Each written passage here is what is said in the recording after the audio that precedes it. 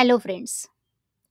महाराष्ट्र अराजपत्रित गट ब आणि गट क यातील पूर्व आणि मुख्य परीक्षेसाठी इतिहास घटकाची तयारी आणि त्याचा अभ्यासक्रम आज आपण बघणार आहोत. या इतिहास घटकाचे कंबाईन पूर्व परीक्षेमध्ये 10 प्रश्न असतात, तर मुख्य परीक्षेमध्ये सुद्धा 10च प्रश्न असतात. पण मुख्य परीक्षेचे वेटेज हे प्रतिप्रश्न 2 मार्काचं असतं. आता या इतिहास घटकाचा अभ्यासक्रम आपण बघणार आहोत. आधुनिक भारताचा इतिहास, विशेषतः महाराष्ट्राशी संबंधित अशा पद्धतीने टायटल आहे. या इतिहास घटकामध्ये मुख्यतः 2 भाग स्पष्टपणे लक्षात घ्यावे लागतात. एक आहे स्वातंत्र्यपूर्व आणि दुसरा आहे स्वातंत्र्योत्तर. प्रश्नांच्या विश्लेषणातून जर आपण बघितलं तर आयोगाने यापूर्वीच्या प्रश्नपत्रिकांमध्ये स्वातंत्र्यपूर्व कालखंडावर भर दिलेला दिसतो. पण आपल्या तयारीच्या दृष्टीने स्वातंत्र्योत्तर इतिहासाची सुद्धा काही प्रमाणात तयारी करणे हे सुरक्षित ठरेल. आपण या अभ्यासक्रमाचे 2 भाग बघूयात. पहिला आहे स्वातंत्र्यपूर्व इतिहास. ब्रिटिशांचे आर्थिक धोरण, त्याचा भारतीय अर्थव्यवस्थेवरील परिणाम, त्याबाबतचे अभ्यास आणि भारतीय राष्ट्रवादाच्या उदयामागील भूमिका या गोष्टी बारकाईने अभ्यासाव्या लागतील. ब्रिटिशांचे राजकीय धोरण, त्यांचे विविध नागरी आणि राजकीय निर्णय, कायदे, त्यावरील भारतीय नेत्यांच्या प्रतिक्रिया या बाबी कालानुक्रमाने अभ्यास केल्यास आणि त्यातील परस्पर संबंध समजून घेतल्यास हे मुद्दे अधिक काळ आठवणीत राहतील आणि त्याचबरोबर समजून घेण्यासही फायदा होईल.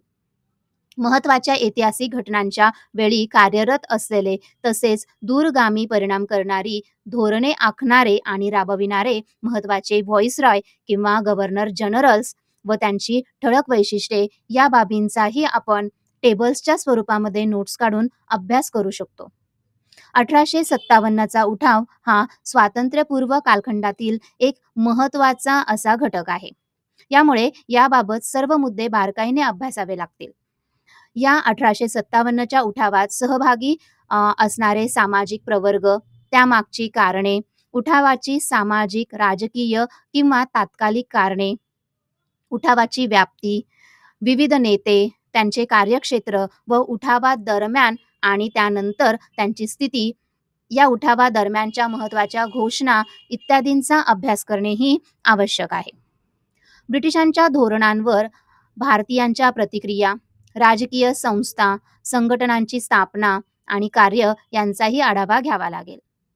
भारतीय राष्ट्रीय काँग्रेसची स्थापना, यांचे 3 ठळक कालखंड, त्यातील महत्त्वाची अधिवेशने आणि ठराव, आंदोलने, त्यांचे स्वरूप आणि त्यांचा परिणाम यांचा आढावा आपल्याला घ्यावा लागेल.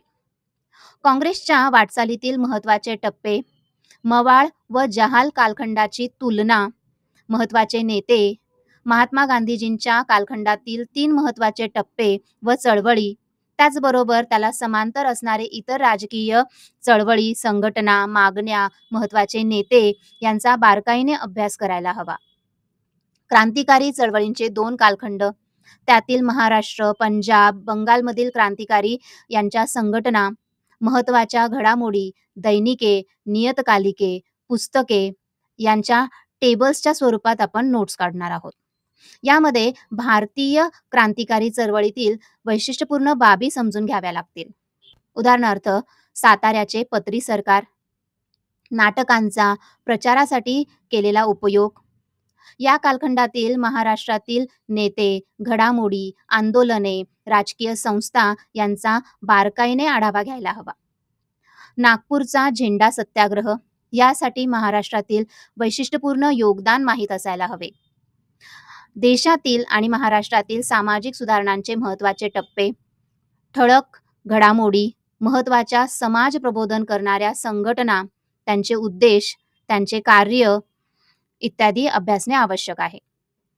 देशातील आणि महाराष्ट्रातील प्रमुख समाज सुधारकांचा अभ्यास करत असताना, त्यांचा अभ्यास करताना आपण त्यांचे जन्म ठिकाण, मूळ ठिकाण, त्यांचे पालक, शिक्षण, नोकरी, व्यवसाय, स्थापन केलेल्या संस्था, वृत्तपत्रे, महत्त्वाचे लिखाण, भाषण, घोषणा, प्रबोधन कार्यासाठी त्यांनी दिलेले विशेष योगदान असल्यास काही विवाद इत्यादी सामाजिक प्रबोधनाबरोबरच धार्मिक सुधारणांचाही यामध्ये समावेश करणे आवश्यक आहे. स्वातंत्र्योत्तर इतिहासात जर आपण बघितले तर हा आधुनिक भारताच्या इतिहासातील दुसरा कालखंड आहे. प्रश्नपत्रिकांमध्ये जर आपण विश्लेषण केले तर त्यामध्ये आपल्याला सामान्यतः स्वातंत्र्योत्तर भारताच्या इतिहासावर प्रश्न विचारलेले दिसून येत नाहीत. पण भविष्यात प्रश्न विचारले जाऊ शकतात, यामुळे या घटकाचाही अभ्यास आपण करणे आवश्यक आहे. यामध्ये आपल्याला पुढील मुद्दे विचारात घ्यावे लागतील. घटना निर्मितीची प्रक्रिया आणि त्यामध्ये महत्त्वाच्या नेत्यांची भूमिका, संस्थानांचे विलिनीकरण, त्यातील सरदार पटेल यांची भूमिका याचा थोडक्यात आपल्याला आढावा घ्यावा लागेल. या कालखंडातील महत्त्वाच्या राजकीय चळवळी, महत्त्वाच्या राजकीय पक्षांची स्थापना, वाटचाल समजून घ्यावी लागेल. महाराष्ट्राचा इतिहास म्हणजे स्वातंत्र्यपूर्व कालखंडातील मुंबई प्रांतातील घडामोडी आणि स्वातंत्र्योत्तर कालखंडातील मराठवाडा मुक्तीसंग्राम, संयुक्त महाराष्ट्र चळवळ, स्वतंत्र विदर्भाची मागणी हे मुद्दे महत्त्वाचे आहेत.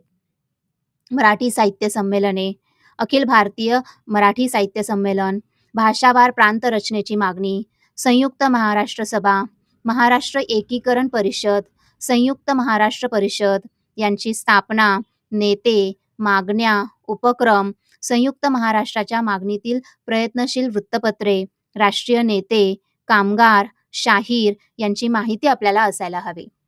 त्यानंतर नागपूर करार, स्वतंत्र विदर्भाच्या बाबत घडामोडी यांचाही आढावा घेणे आवश्यक आहे. पंडित जवाहरलाल नेहरू आणि त्यांचे अलिप्ततावादी धोरण, इंदिरा गांधी आणि त्यांचे परराष्ट्र धोरण, आणीबाणी आणि त्या कालखंडातील इतर बाबींचा आढावा घ्यावा लागेल. याचबरोबर इतिहासाचा अभ्यास करताना ज्या घटकांना शतक, द्विशतक, पंचाहत्तरी, पन्नाशी पूर्ण झाली आहे अशा घटना या वर्षभरात ज्या घडल्या असतील त्यांना आपण अभ्यासणे आवश्यक आहे व त्यांची विशेष अशी यादी करून ठेवणे सुद्धा आवश्यक आहे. मुख्य परीक्षेच्या अभ्यासामध्ये आपण जर एक चौकट बसवायची म्हटली तर 1885 ते 1947 या विशेष अशा क्षेत्रात किंवा या विशेष अशा कालखंडाला आयोगाने समोर धरलेले आहे. सामाजिक आणि आर्थिक जागृती, महत्त्वाच्या व्यक्तींचे कार्य, समाज सुधारकांचे कार्य, स्वातंत्र्यपूर्व भारतातील सामाजिक जागृतीतील वर्तमानपत्रे व शिक्षणाचा परिणाम, स्वातंत्र्यपूर्व काळातील इतर समकालीन चळवळी, राष्ट्रीय चळवळी या काही.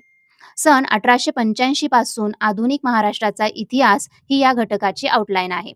या चौकटीमध्ये राहूनच आपण तयारी करणे आवश्यक आहे.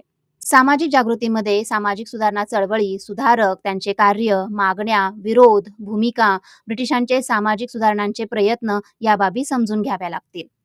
आर्थिक जागृतीमध्ये शेतकरी, आदिवासी, कष्टकरी जनता, कामगार, त्यांच्या संघटना, उठाव, त्यांची कारणे व परिणाम यांचा आढावा घ्यावा लागेल. त्याचबरोबर ब्रिटिशांच्या आर्थिक पिळवणुकीबाबतचे सिद्धांत ते मांडणारे भारतातील सर्व अभ्यासक यांचाही अभ्यास आवश्यक आहे. वर्तमानपत्रांचा परिणाम या घटकाची तयारी त्यांचे संस्थापक, संपादक, ब्रीदवाक्य, भाषा, प्रकाशनाचा काळ, ठिकाण, प्रसिद्ध लेख, लेखक, सामाजिक व राजकीय भूमिका, समकालीन ब्रिटिश कार्यकर्ते झाली असल्यास कारवाईचे स्वरूप व इतर माहिती या मुद्द्यांचा आधारे आपल्याला अभ्यास करावा लागणार आहे. स्वातंत्र्यपूर्व काळातील शिक्षणाच्या प्रसाराचे प्रयत्न, महिला व मागासवर्गीयांच्या शिक्षणासाठीचे प्रयत्न, माध्यम व शिक्षणाच्या स्वरूपाविषयी समाजसुधारकांचे विचार, ब्रिटिशांनी स्थापन केलेले आयोग, त्यांच्या शिफारसी, ब्रिटिशांची भूमिका, स्वदेशी शैक्षणिक संस्था, विद्यापीठे व त्यांचे योगदान, संस्थापक, त्यांची कार्य हे मुद्दे सुद्धा आपल्याला अभ्यासावे लागतात. महत्त्वाच्या व्यक्तींमध्ये राजकीय व सामाजिकच नाही तर सांस्कृतिक योगदान देणाऱ्या व्यक्तींचाही समावेश आपल्याला आपल्या अभ्यासात करावा लागतो. अभ्यासक्रमामध्ये स्वातंत्र्यपूर्व महाराष्ट्राचा इतिहास असा स्पष्ट उल्लेख असल्याने आधुनिक भारताच्या इतिहासातील महाराष्ट्राशी आणि महाराष्ट्रातील व्यक्ती, घटना, संस्था, संघटना संबंधित बाबींवर जरा जास्त प्रश्न विचारले जाणे हे आपण गृहीत धरणे आवश्यक आहे. समकालीन चळवळींचा अभ्यास करताना बंगालमधील आंदोलनांपेक्षा महाराष्ट्रातील शेतकरी, आदिवासींचे उठाव या मुद्द्यांवर भर देणे हे आवश्यक आहे. आपण न्यू नॉलेज कॅम्पसच्या या सीरीजमध्ये संपूर्ण इतिहासाची तयारी करणार आहोत. So stay tune to New Knowledge campus.